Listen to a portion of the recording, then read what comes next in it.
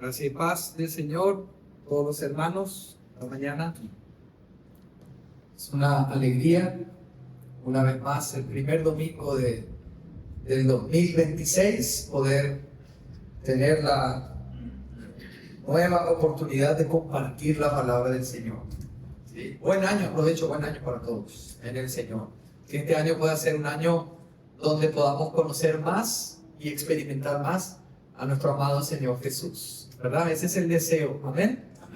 Bueno, para eso necesitamos no solamente de forma individual acercarnos a su palabra, sino también de forma corporativa. Es una bendición, hermanos, que podamos siempre tener esta gracia de parte de Dios, de poder abrir las Escrituras, leer la palabra del Señor y recibir su palabra, porque es a través de ella que somos edificados, conformados a la imagen del Hijo de Dios.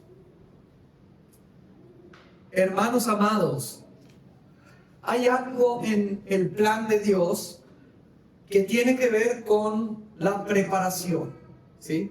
Hoy vamos a hablar del ministerio de un hombre lleno del Espíritu Santo, aún desde el vientre de su mamá.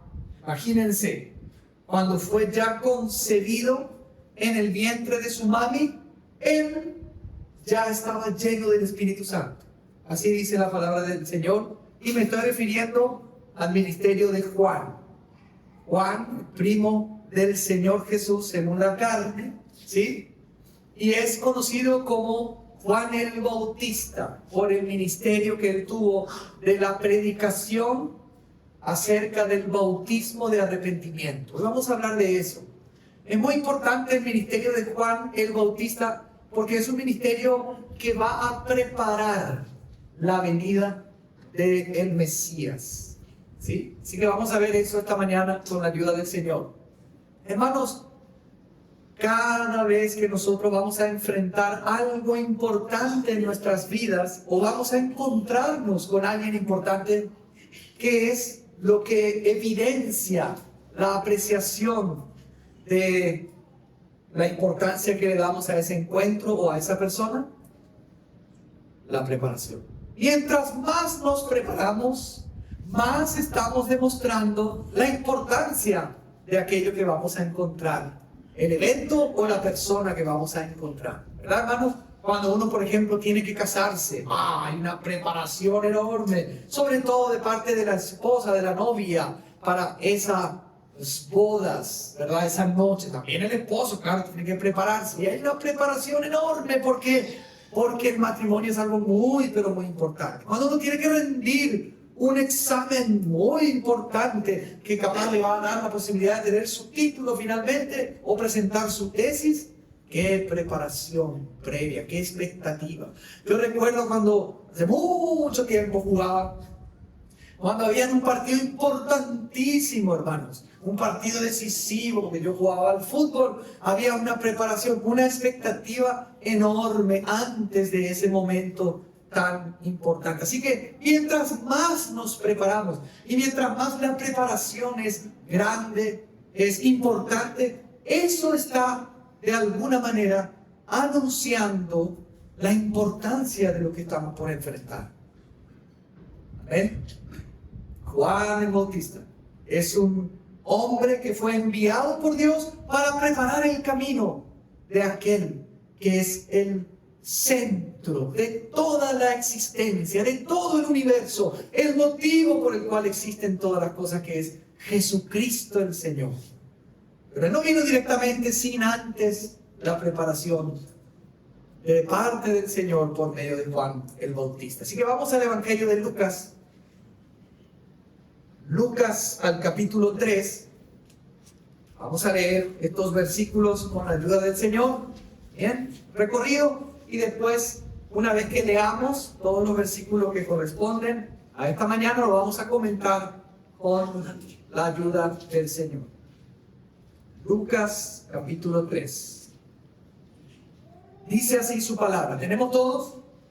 Amén. Dice ahí su palabra. En el año 15 del imperio de Tiberio César, siendo gobernador de Judea Poncio Pilato y Herodes, tetrarca de Galilea, y su hermano Felipe, tetrarca de Iturea y de la provincia de Traconite, y Lisanias, tetrarca de Abilinia, y siendo sumos sacerdotes Anás y Caifás, vino palabra de Dios a Juan, hijo de Zacarías, en el desierto. Y él fue por toda la región contigua al Jordán, predicando el bautismo del arrepentimiento para perdón de pecados, como está escrito en el libro de las palabras del profeta Isaías, que dice: voz del que clama en el desierto, preparad el camino del Señor, enderezad sus sendas, todo valle se rellenará, y se bajará todo monte y collado, los caminos torcidos serán enderezados, y los caminos ásperos allanados, y verá toda carne la salvación de Dios. Y decía a las multitudes que salían para ser bautizadas por él: oh generación de víboras, ¿quién os enseñó a huir de la ira venidera? Haced pues frutos dignos de arrepentimiento, y no comencéis a decir dentro de vosotros mismos: tenemos a Abraham por padre. Porque os digo que Dios puede levantar hijos a Abraham aún de estas piedras. Ya también el hacha está puesta a la raíz de los árboles. Por tanto, todo árbol que no da buen fruto se corta y se echa en el fuego. Y la gente le preguntaba diciendo: pero entonces, ¿qué haremos? Y respondiendo les dijo: el que tiene 2 túnicas, dé al que no tiene. Y el que tiene que comer, haga lo mismo. Vinieron también unos publicanos para ser bautizados y le dijeron: maestro, ¿qué haremos? Y él les dijo: no exijáis más de lo que os está ordenado. También le preguntaron unos soldados diciendo: ¿y nosotros qué haremos? Y les dijo: no hagáis extorsión a nadie, ni calumniéis, y contestaos con vuestro salario.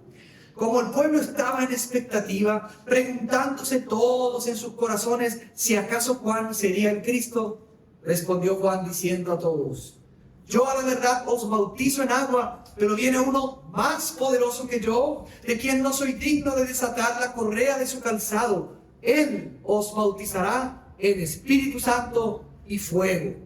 Su aventador está en su mano, y limpiará su era, y recogerá el trigo en su granero, y quemará la paja en fuego que nunca se apagará. Con estas y otras muchas exhortaciones anunciaba las buenas nuevas al pueblo. Entonces Herodes el tetrarca, siendo reprendido por Juan a causa de Herodías, mujer de Felipe su hermano, y de todas las maldades que Herodes había hecho, sobre todas ellas añadió además esta: encerró a Juan en la cárcel. Hasta acá la lectura de esta mañana de la palabra del Señor. Hermanos, vemos, como decíamos, este gran hombre de Dios que fue enviado por Dios con un propósito bien particular. Y tenemos en el Evangelio de Lucas, que es el único que no era judío. Tanto Mateo, Marcos como Juan eran judíos. Lucas era el único griego. Él era de profesión médico, pero él también era un historiador.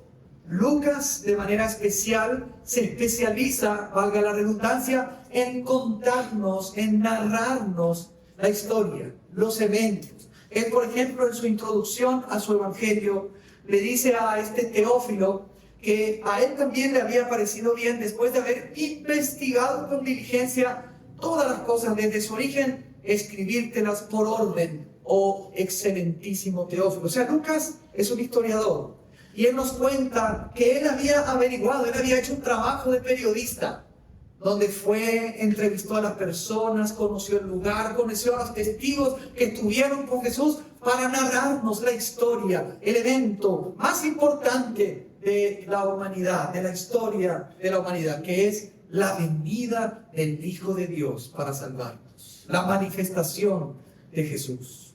Lucas enfatiza en su evangelio la importancia de ese aspecto de Jesús como el Hijo del Hombre, y enfatiza en su evangelio la importancia de que este Jesús vino para salvación a todos los hombres.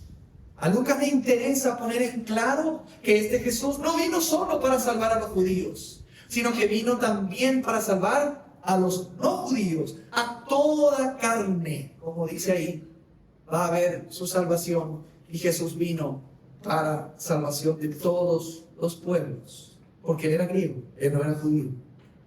Y Lucas comienza en estos primeros 2 versículos mostrándonos el momento histórico en el cual Jesús, digamos, se manifiesta a Israel. Y ese momento histórico está precedido por la venida de Juan. Y el Evangelio, amados hermanos, no es un cuento de hadas. No comienza diciendo érase una vez o había una vez, sino que el Evangelio, como vamos a ver en estos primeros versículos, es un hecho histórico con personajes que realmente vivieron y que se puede constatar a través de libros históricos. Por eso Juan comienza hablando del ministerio, Lucas comienza hablando del ministerio de Juan, nombrándonos a todos estos gobernantes. Está hablando del imperio de Tiberio César, que era un malvado. Tiberio Claudio César era un malvado, un emperador muy malvado. Siendo gobernador, ¿quién? Poncio Pilato, del cual ya conocemos todos, ahí en Judea. Herodes, que era tetrarca de Galilea y que fue reprendido por el mismo Juan por todos sus pecados y también por haber estado, digamos, en una unión ilícita con su propia cuñada. Y su hermano Felipe, tetrarca de Iturea y de la provincia de Traconite y Lisania. Todos estos gobernantes, Lucas nos dice que estaban en la época en que Juan se manifiesta para darnos a entender, en primer lugar, que esto es algo que sucedió realmente y no es una fantasía. Pero en el versículo 2 también nos muestra que los líderes que estaban en Israel eran 2 sumos sacerdotes, Anás y Caifás. Anás, el suegro de Caifás. Esto también nos habla de un desorden, porque en realidad Dios había establecido que en Israel tenía que estar solamente un sumo sacerdote, y el hecho de que estuviesen 2 al mismo tiempo nos hablaba de que Israel estaba pasando un momento histórico de desorden religioso. Por un lado vemos a los gobernantes del mundo, representados por estos hombres del Imperio Romano que gobernaban también a Israel, y por otro lado vemos a los judíos gobernados por los sumos sacerdotes, que eran líderes religiosos y al mismo tiempo políticos. Por ende, Lucas quiere dar a entender, realmente sucedieron estos hechos. Ahora, hay otro aspecto también que vemos en estos detalles que Lucas nos dice en los primeros versículos. Parece que Dios pasó por alto a todos estos gobernantes nobles, gobernadores que eran malvados y que no les interesaba realmente nada de Dios, y viene su palabra, ¿a quién? A Juan. A Juan, que no tenía nada que ver con la nobleza, con los gobernadores, con el poder, y estaba en el desierto y era hijo de un sacerdote llamado Zacarías. Ahí vemos este contraste, cómo Dios se complace en revelar su palabra a aquellos que son humildes. Y Él no ha escogido a los nobles que confían en sí mismos, que confían en su propia sabiduría para revelarse a la humanidad, sino que ha escogido a aquellos que se humillan y a que lo que no es considerado por el mundo, para humillar a lo que es considerado por el mundo, a lo menospreciado de este mundo, Él ha escogido para revelar su palabra. Juan estaba en el desierto, no estaba en un palacio real, estaba en el desierto. Él vivía una vida, digamos, apartada. Él tuvo un ministerio tremendo que fue encomendado por parte del Señor. Y dice que vivía apartado hasta el momento de su manifestación. Y a ese Juan, Dios envía su palabra. Recordemos, hermanos, que cuando Dios dice que envía su palabra a Juan, estamos en un tiempo donde se rompe, podríamos decir, el silencio de Dios. Hay un periodo, hermanos, en la historia de la redención que se llama el periodo intertestamentario. ¿Cuál es ese periodo? Es el periodo entre la conclusión del Antiguo Testamento y el inicio del Nuevo Testamento con la venida de Jesús. ¿Cuánto tiempo pasó? Casi 400 años. 4 siglos del silencio de Dios a la humanidad. Dios ya decidió, por la maldad de su pueblo, no enviar palabra a sus profetas como un juicio por el abandono de su pueblo a Él mismo. Y los cielos se cerraron. Pero después de 4 siglos, en el momento indicado, Dios envía su palabra a un hombre que es Juan, y los cielos se vuelven a abrir para volver a escuchar palabra de Dios. Ahora, hermanos, aunque Dios no habló directamente en esos 400 años, no crean que Dios estaba inactivo. Aunque a veces parece que Dios está en silencio, Dios está trabajando. ¿Qué pasó en esos 4 siglos antes de la manifestación de Jesús? Se sucedieron algunos imperios. Cayó el imperio persa, medo-persa, y se levantó el imperio griego. Se manifestó un personaje de la historia muy importante como Alejandro Magno. Alejandro Magno significa Alejandro el Grande, que vivió solo 33 años y quiso conquistar el mundo entero. Hasta le ponía ciudades que conquistaba con su nombre. Alejandría, por ejemplo. Alejandro el Grande se manifestó. Y Alejandro el Grande era un seguidor de los griegos, de Aristóteles. Y él, digamos que influenció el mundo antiguo con la filosofía griega. Él helenizó ese mundo. Por ende, el mundo antiguo fue preparado soberanamente por parte de Dios para que sea un mundo helenizado. O sea, con la cultura y la filosofía griega, con el objetivo de que todos pudiesen aprender el griego. En ese tiempo, la palabra de Dios, que estaba solamente escrita en el hebreo y arameo para los judíos, fue traducida al griego. La traducción famosa de la Septuaginta. 72 sacerdotes hicieron un trabajo tremendo para traducir al griego koiné las escrituras del Antiguo Testamento. Imagínense, hermano, cosa estaba haciendo Dios en ese tiempo para la venida de su Hijo. Estaba preparando al mundo entero para que su palabra pudiese ser accesible a todos los confines de la tierra. Pero el imperio griego también cayó. Hay un personaje en la historia que se llama Pompeyo, que venció una batalla, y él establece el inicio, digamos, del imperio romano. 50, 60 antes de Cristo, el imperio romano se establece antes de la venida de Jesús. ¿Y qué trajo el imperio romano? ¿Los romanos eran buenos en qué? Los romanos eran buenos en construcción. Construyeron calles pavimentadas que hasta hoy, si uno se va a Italia, todavía ve las calles que construyeron los romanos.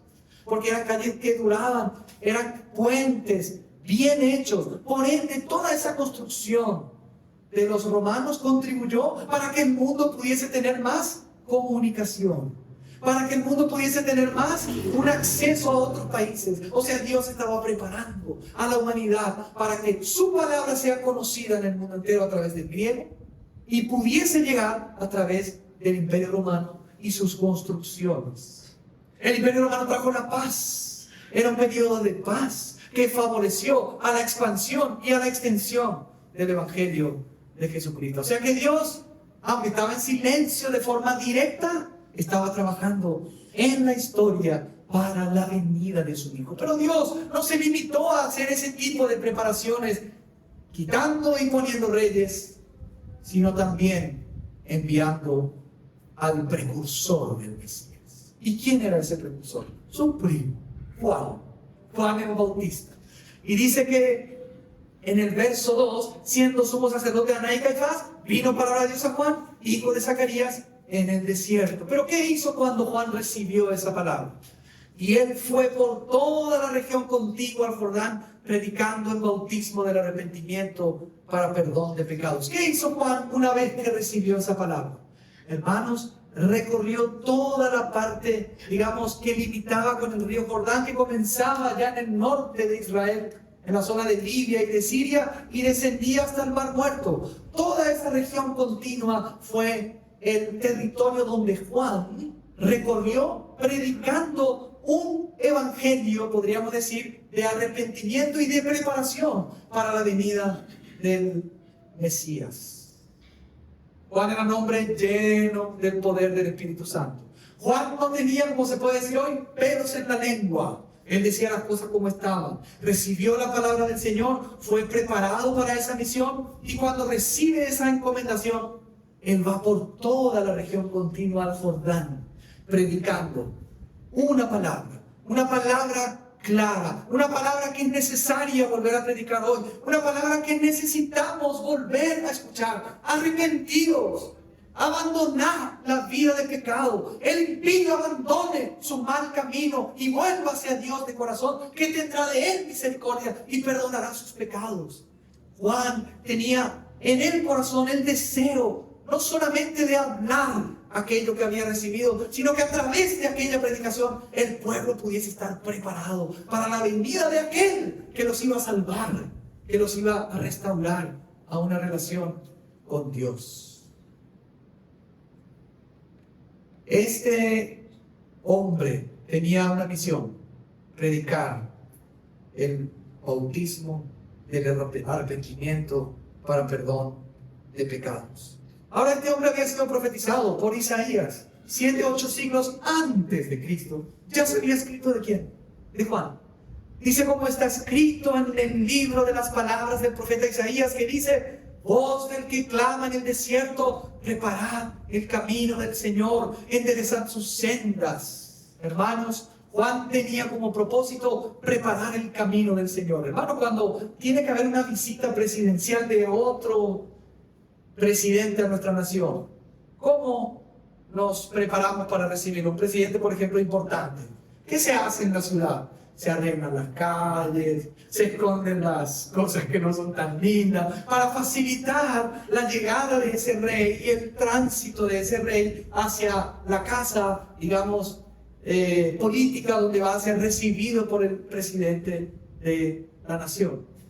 Eso también sucedía en aquella época. Cuando un presidente iba a hacer una visita regia, se preparaban los caminos, se allanaban, se ordenaba todo para que eso pudiese de alguna manera facilitar y honrar la venida de aquel rey. Bueno, hermanos, Juan está predicando el arrepentimiento de pecados para preparar un camino bien derechito y enderezado para nuestro Señor Jesús. En el capítulo 1 del Evangelio de Juan, el arcángel Gabriel, cuando le habla a Zacarías, su papá, y le habla de que iba a tener un hijo y le iba a poner por nombre Juan, le dice en el versículo 16 de Lucas 1: y hará que muchos de los hijos de Israel se conviertan al Señor de ellos, e irá delante de él con el espíritu y el poder de Elías, para hacer volver los corazones de los padres a los hijos y de los rebeldes a la prudencia de los justos, para preparar al Señor un pueblo bien dispuesto. Acá Juan no tenía que ir a trabajar las calles de forma literal, pero estaba trabajando para preparar los corazones del pueblo para la venida de Jesús. Y él vino con el poder y el espíritu de Elías. El verso 5 del capítulo 3 de Lucas dice: todo valle se rellenará y se bajará todo monte y collado. ¿Qué significa eso? En otras palabras, es lo que el mismo Señor Jesús dijo: aquellos que se exaltan serán humillados, y aquellos que se humillan reconociendo su incapacidad y su pecado y creen en el Señor serán exaltados. Todo valle será rellenado. El que se humilla a Dios lo exalta, y todo monte será humillado. Los que se exaltan serán rebajados. El Evangelio confronta a los humildes y a los orgullosos. El orgulloso que no cree en el Evangelio y piensa que puede salvarse por sí mismo, va a ser humillado en el día de la segunda venida de Cristo. Pero aquellos que se humillan hoy, reconociendo su propia incapacidad para ser salvos y depositan su fe en Jesús, serán exaltados con Jesús a la diestra del Padre. Porque Pablo dice en Efesios que estamos sentados en lugares celestiales con Cristo. Amén. ¡Qué maravilla! Ese era el trabajo de Juan. Todo valle se rellenará y se bajará todo monte y collado. Los caminos torcidos serán enderezados. Vamos a ver más adelante. Aquellos que extorsionaban, que cobraban de más, iban a volverse hermanos. Estamos en un tiempo, en una época donde Juan está predicando a un pueblo que estaba muerto, que estaba lejos de Dios, donde había muchísimo pecado y un abandono total de ese Dios que los había restaurado, salvado, y muchas veces había tenido misericordia de ellos. La inmoralidad, las injusticias, las maldades reinaban en la época en la cual Jesús aparece en la historia, precedido por Juan. Hermanos, cada vez que Dios va a manifestar a su Hijo, siempre hay tiempo de oscuridad previo. Eso era lo que estaba viviendo Israel en aquella época. Por eso Juan prepara. Hermanos, es muy importante la preparación. A veces nosotros oramos al Señor que su palabra obre en nuestros corazones, pero venimos a la reunión y hasta el último segundo estamos en nuestro WhatsApp y nuestro Instagram, con nuestra cabeza en cualquier lado. No nos preparamos, no dedicamos tiempo a una preparación para encontrarnos con el Señor, aún en nuestros devocionales. Muchas veces nos acercamos a las Escrituras sin una preparación, sin una oración, sin una dependencia del Espíritu, y pretendemos que haya un mover. Y a veces tenemos momentos emotivos donde acá gritamos, exaltamos, pero después termina todo, porque no entendemos, no conocemos. Tenemos que prepararnos para recibir al Señor. Tenemos que prepararnos para encontrarnos con el Señor. Y hermanos, la segunda venida del Señor, ustedes están viendo las noticias, está muy cerca. Las señales se están verificando cada vez más. Ayer escuchaba al presidente de los Estados Unidos, con una personalidad impresionante, declarar lo que declaraba y decía lo que decía. Y me imaginaba cuando el Señor venga y establezca su reino aquí en la tierra, con dominio y autoridad y con vara de hierro. Yo voy a traer un reino de justicia y de paz, y voy a reinar con mi iglesia, y por 1000 años la tierra va a experimentar un reino glorioso. Ese es el Señor. Es un hombre de carne y hueso glorificado que está a la diestra del Padre y está por regresar. Así que estamos en un tiempo donde hay que prepararse, hermanos. Este año que nos espera, que nos preparemos para lo que viene, para los desafíos. Que no nos agarre de sorpresa. Dios es bueno y en su bondad envía señales previas a la primera venida de su Hijo y a la segunda venida de su Hijo. ¿Por qué envía señales? Para que la gente se prepare, porque Él es bueno. Quiere que el malvado abandone su camino y vuelva al Señor y no se pierda. Los caminos torcidos serán enderezados, los caminos ásperos allanados, y verá toda carne la salvación de Dios. Solamente Lucas agrega este texto de Isaías. Los demás evangelistas lo nombran hasta el versículo 5. Pero Lucas le agrega, y toda carne verá la salvación de Dios. ¿Se dan cuenta? Lucas está interesadísimo en que en su evangelio quede muy claro que Jesús no es solo el Salvador de los judíos, sino de todas las naciones. Aleluya. Dentro de poco tiempo esta palabra se va a cumplir plenamente cuando Jesús aparezca de nuevo en la historia y todo ojo lo verá. Toda lengua confesará que Jesús es el Señor, y toda rodilla se doblará, no solo de los que están en los cielos y en la tierra, sino aún los que están debajo de la tierra, para la gloria de Dios Padre. Y Juan decía en el verso 7, a las multitudes que salían para ser bautizadas por Él: oh campeones, un aplauso para los campeones que vienen a bautizarse. Así lo recibía Juan. Yo he escuchado en alguna iglesia a personas que pasan a recibir a Cristo, se les aplaude, se les dice campeones. Pero no era el estilo de Juan. Juan veía que las multitudes, hermanos, venían para ser bautizadas por Él.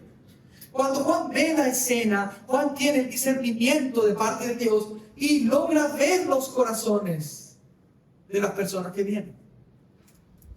Eso se llama palabra de conocimiento. Eso es un don del Espíritu. Él recibe la revelación de aquello que un ojo natural no puede ver. ¿Y qué les dice a las multitudes? Generación de víboras. Imagínense, nosotros hacemos una campaña evangelística, predicamos. ¿Quiénes quieren venir? Vienen las multitudes. Serpientes malignas, vengan acá. Así, recibir a la gente. Juan dijo generación de víboras. ¿Por qué, hermanos? Generación de víboras. Porque realmente en aquella época esa generación estaba tan afectada por la serpiente antigua, que es Satanás, que su veneno produjo tanto efecto de maldad que ellos se volvieron como víboras, con una lengua terrible, corrupción, maldades. Y Juan sabía eso. Juan se había preparado para su ministerio. Y él sabía que él no tenía que acomodar su mensaje a las multitudes. Él lo llamó generación de víboras. Hay una serie de Chosen que presenta a otro Jesús. No el Jesús de la Biblia, es otro. Es un Jesús tranquilo, amor, paz. Y hija me mostró una escena donde Jesús reprende a Juan, diciéndole: Juan, se te fue la mano, ¿cómo le vas a decir? Me llegó la voz de que le llamaste generación de víbora. Y Juan en esa escena dice: sí, reconozco mi error. Yo te quería morir. ¿Cómo puede ser? Y mucha gente está mirando eso y cree que ese es el Jesús de la Biblia. Jesús por 2 veces dijo lo mismo que Juan: generación de víboras, a los publicanos, a los fariseos y a los escribas. Jesús tampoco tenía pena. Y no le digo a Juan: te equivocaste. Eso no es el Jesús de la Biblia. Ten cuidado, hermanos, con los Jesuses que hoy se presentan, porque el Jesús suficiente y el conocer a Jesús de manera suficiente está en las Escrituras. Mucho cuidado. Generación de víboras. ¿Y cuál era el motivo por el cual los reprende? ¿Quién les enseñó a huir de la ira venidera? Hermanos, hay un día de la ira. Hoy es el día de la gracia. La puerta del cielo está abierta. Por favor, si hoy aquí entre ustedes hay alguien que todavía no se arrepintió de sus pecados, por favor te pido, no esperes más. No esperes que se cierre la puerta como se cerró la puerta del arca de Noé y todo el mundo pereció bajo el agua. Sino entra a esa arca creyendo en Jesús, arrepintiéndote de tus pecados, y no esperes más, porque llegará el día de la ira de Dios, donde su ira se va a derramar y donde va a haber condenación. Y en su segunda venida Jesús ya no viene en un burrito, ya no nace de vuelta en un pesebre, no. Viene en gloria, con un caballo blanco, con ejércitos celestiales, y viene para pelear y para juzgar, y de su boca saldrá una espada, y con ella herirá a todas las naciones que se van a reunir siguiendo a ese falso Dios del anticristo para combatir contra el Rey de Reyes y Señor de Señores. Un ángel va a convocar muchísimas aves y digan: vengan al banquete de Dios. Y Jesús vendrá con una mancha en su vestido roja. Y es la mancha no solo que nos recuerda su sangre derramada, sino que pisa el lagar de Dios. Y sus vestidos se manchan de la sangre de sus enemigos, que serán exterminados por Jesús. Ese Jesús que murió en la cruz, resucitó con poder y va a volver. Y hay un día, es el día de su ira. Eso predicaba Juan. ¿Quién les enseñó que van a escapar? Porque dicen: nosotros somos hijos de Abraham, pues. No tenemos linaje escogido de sangre. Tenemos nuestro nombre en la genealogía de tal tribu. Y entonces yo soy. No, hoy en día podemos decir: yo nací en una familia cristiana. Mi papá es pastor, mi abuelo fue anciano, mi tatarabuelo fundó tal cosa. Y pensamos que por eso estamos guardados del día de la ira. ¿Quién les enseñó esa mentira? Yo recuerdo a un pastor en Italia que predicaba que Dios no tiene nietos. Dios tiene solo hijos, no tiene nietos. Todos los que creen en el Señor nacen de nuevo y son hijos de Dios. Y hay padres e hijos y abuelos que pueden ser hermanos en Cristo por la fe en Jesús. Así que si naciste en un país cristiano, si tenés un papá o una mamá cristiana, si tuviste una abuela que fue la más santa, no te garantiza en absoluto salvación. Juan dice: yo no les enseñé eso. ¿Quién les enseñó a ustedes que por ser hijos de Abraham van a ser salvos? Que Dios puede convertir estas piedras en la descendencia de Abraham si quiere. ¿Será que esas piedras hablaban de los gentiles, de nosotros? Puede ser, ¿verdad? Verso 8, Juan dice: haced pues frutos dignos de arrepentimiento, y no comencéis a decir dentro de vosotros mismos: tenemos a Abraham por padre, porque os digo que Dios puede levantar hijos a Abraham aún de estas piedras. Frutos dignos de arrepentimiento, hermanos. Los frutos dignos de arrepentimiento, ¿cuáles son? Son vidas transformadas, vidas cambiadas. Hermanos, el arrepentimiento produce cambios. La palabra arrepentimiento es metanoia, es un cambio de mente. Pero el cambio de mente produce cambio de comportamiento conductual.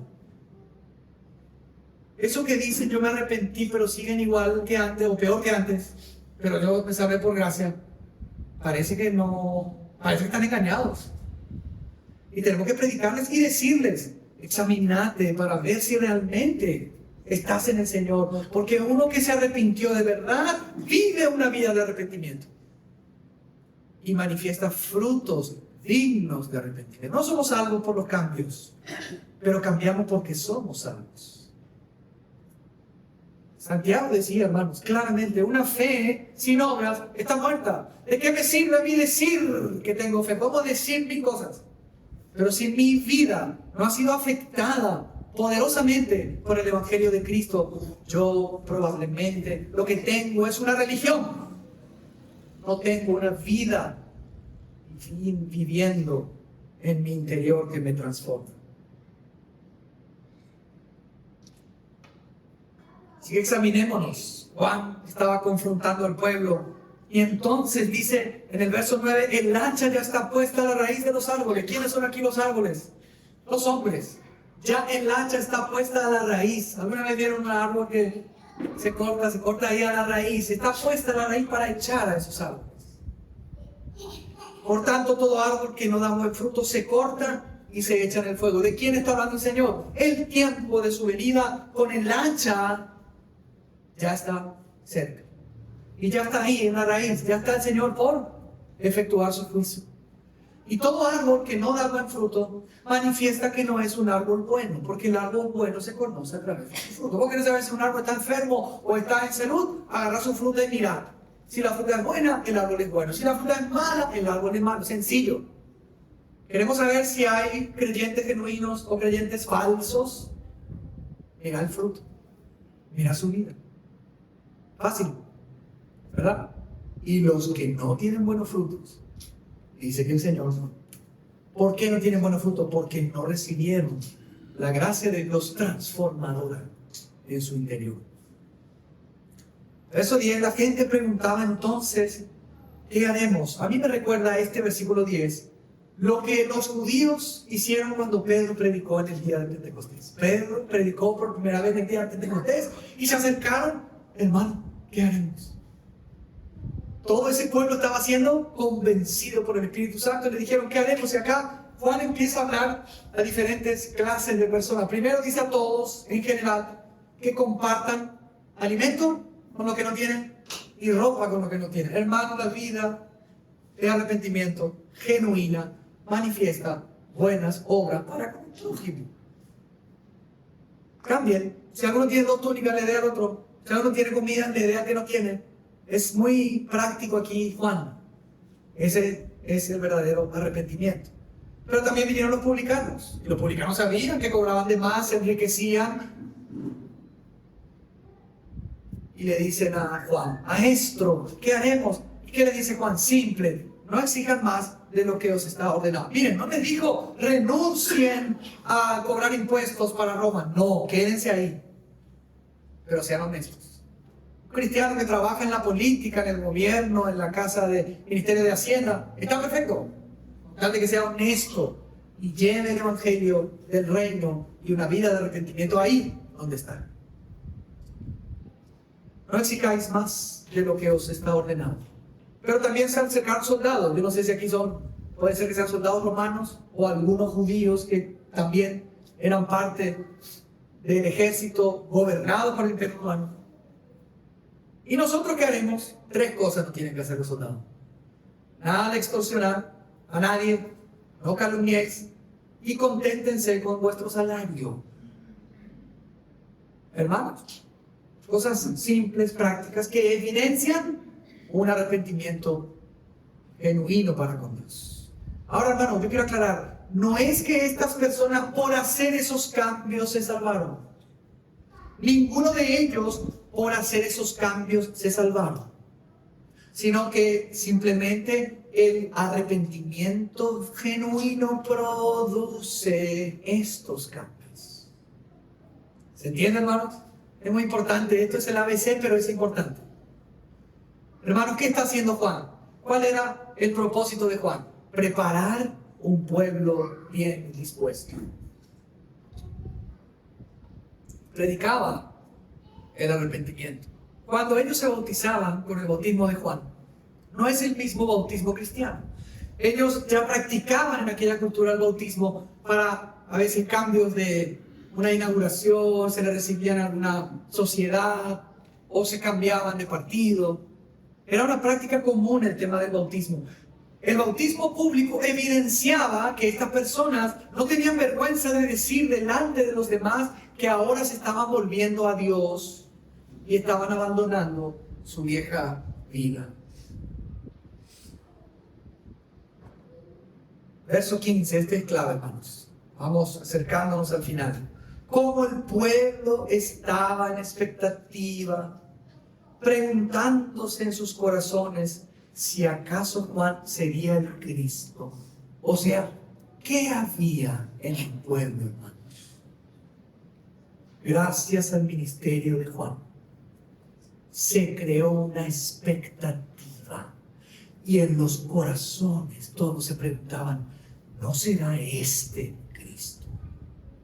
¿No será este el prometido para liberarnos de la opresión del Imperio Romano, para salvarnos, para reinar, para volver a ser una nación gloriosa? ¿No será este? Había una expectativa en los corazones. Hermanos, nuestras oraciones, nuestras vidas, nuestra predicación debe generar en la iglesia, en la comunidad, en los vecinos, una expectativa por el Mesías. Pero a veces no tenemos impacto ni para con nosotros. El pueblo estaba expectante, el Espíritu Santo estaba trabajando en los corazones del pueblo. Y todos se preguntaban, ¿será este el Mesías? Y yo me imagino que Juan, cuando vio esa escena, dijo, sí, llegó el momento. Ahora, no voy a hablar solamente de que cambien de conducta y que se vuelvan a Dios. Ahora les voy a hablar de aquel que puede darles vida. Por eso en el verso 16 respondió Juan diciendo a todos, yo a la verdad os bautizo en agua, pero viene uno más poderoso que yo, aleluya, de quien no soy digno de desatar la correa de su calzado. Él os bautizará en Espíritu Santo y fuego. Para eso vino Juan, para hablar de aquel que iba a venir después de él. Pero antes era necesario preparar a ese pueblo, que fuese un pueblo bien dispuesto, hermanos.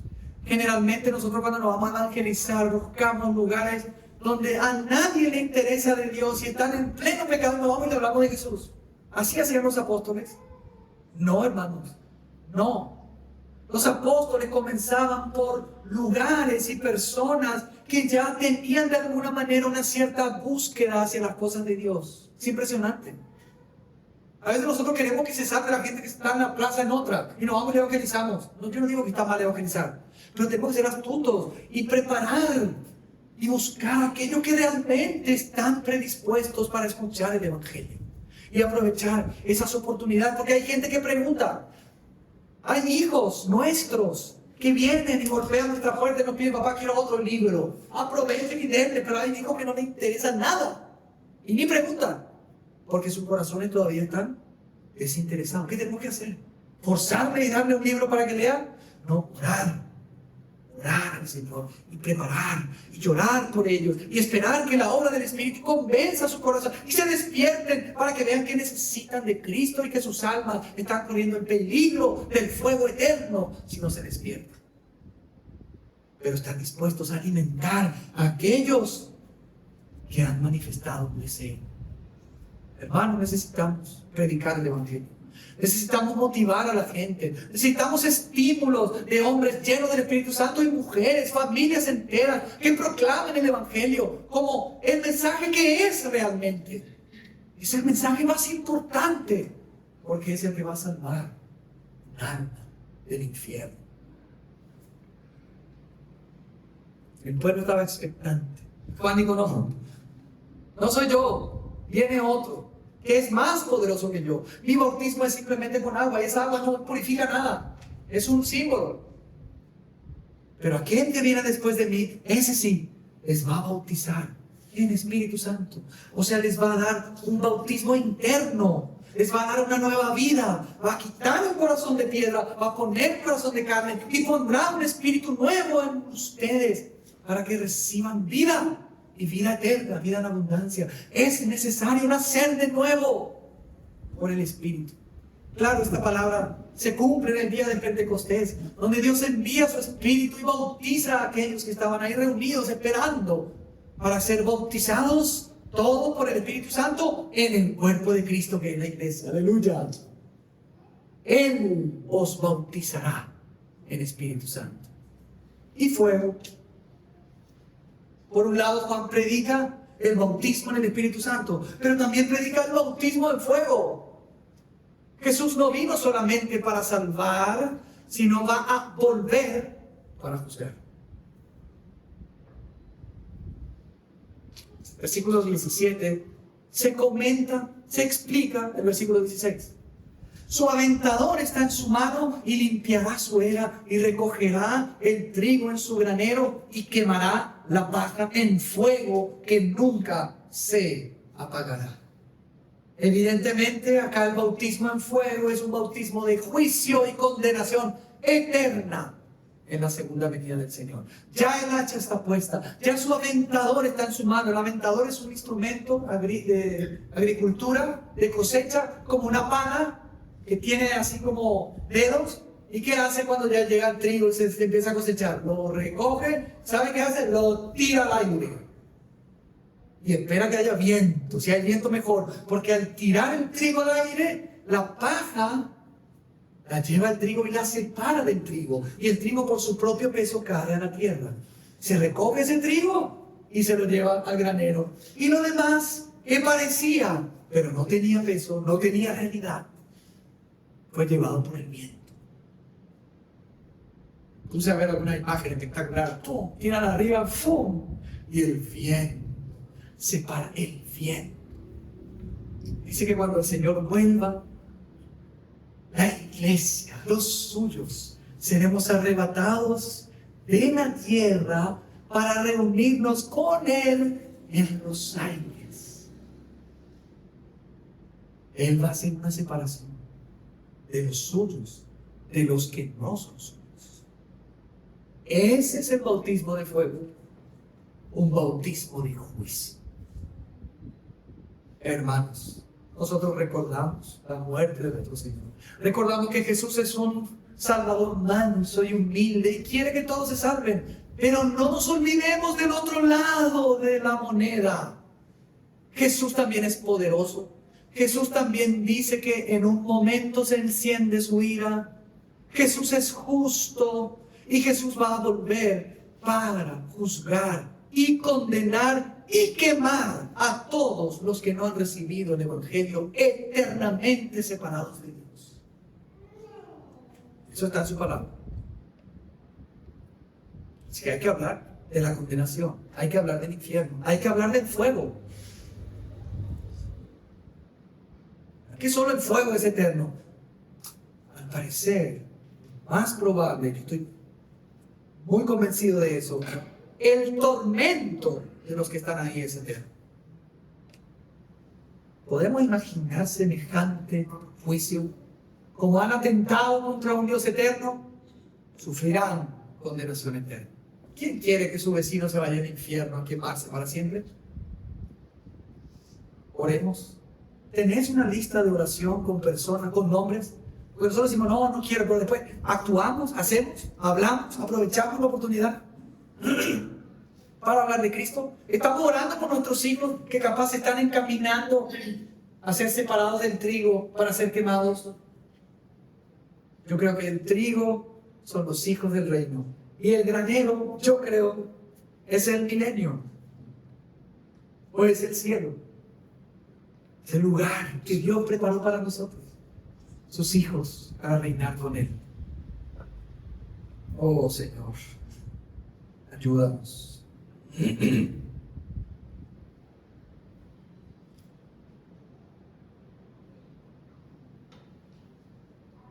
Verso 18 dice: con estas y otras muchas exhortaciones anunciaba las buenas nuevas al pueblo. No solamente con esto, sino muchas otras. Imagínense la predicación de Juan el Bautista. Juan el Bautista vino para predicar el bautismo de arrepentimiento para perdón de pecados y para hablar de aquel que iba a venir después de él. Nuestra predicación debe ser la misma. Arrepentíos y creed en Jesús. No podemos decir a la gente que crea en Jesús sin decirles que necesitan arrepentirse. Y el arrepentimiento, aunque es un don de Dios, es el hombre el que se arrepiente. No es Dios. Dios no se va a arrepentir en lugar de nadie. Dios quiere que todos se arrepientan, pero es el hombre que decide arrepentirse, volverse, abandonar su vieja vida, dejar su corrupción y volverse a Dios. Claro que lo hace con la ayuda, con la influencia del Espíritu. Claro, no lo puede hacer solo, pero esa influencia no hace todo. No se anula el libre albedrío con la caída, no. El libre albedrío está vigente. Y los seres humanos pueden hoy, en un mundo caído, rechazar la gracia de Dios o recibirla. Con estas y otras muchas exhortaciones anunciaba las buenas nuevas al pueblo. Miren cómo termina Juan el Bautista su carrera ministerial. Porque a veces pensamos que tener éxito espiritual implica que tenemos éxito. Hay mucha gente, somos famosos, somos conocidos. Parece que eso es el éxito espiritual. No. El hecho de que uno tenga éxito, tenga muchos seguidores, tenga iglesias, mega iglesias, no necesariamente significa que hay un éxito espiritual. No necesariamente significa que la bendición de Dios está ahí. Miren cómo termina Juan.